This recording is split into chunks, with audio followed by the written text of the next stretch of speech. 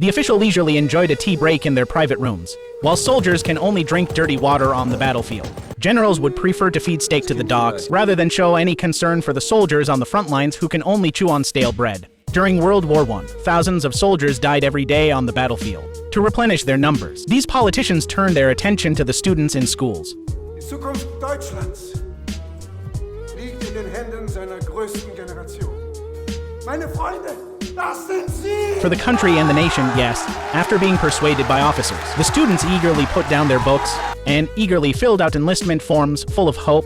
Paul joyfully arrived at the recruitment office, excited to receive his uniform, only to find that the uniform had someone else's name on it. He immediately took the clothes back to the officer, but the officer calmly tore off the name. It turned out these uniforms were taken off the bodies of dead soldiers. Soon, these new recruits, full of dreams, headed for the battlefield, but then several shells exploded near them. They panicked and put on their gas masks, not realizing this was just the beginning. That night, Paul excitedly shared with his comrades. He had seen a Frenchman on the ground, and since the man wasn't dead yet, he immediately shot him again, but the next second.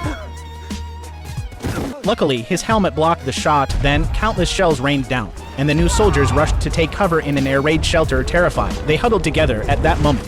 One of the new soldiers, scared, tried to run out, but as soon as he did, he was instantly blown to pieces soon after. The shelter was destroyed by the blasts. The next day, Paul was dug out. It was obvious the area had experienced fierce bombings. He was quickly assigned a new task to collect the dog tags of the dead soldiers. Suddenly, he stepped on something. It was a pair of glasses. And the only person in the unit who wore glasses was his good friend. He anxiously searched around, and sure enough, found his friend's body. Paul couldn't help but burst into tears. At that moment, he truly understood the cruelty of war. The brutal war life over the past 2 years had already numbed him. During their free time, they would sneak into nearby farms, risking their lives to steal geese. The shortage of supplies at the front lines made even an ordinary meal a source of excitement for these soldiers. At the same time, the official was angrily reprimanding the cooks for serving stale bread.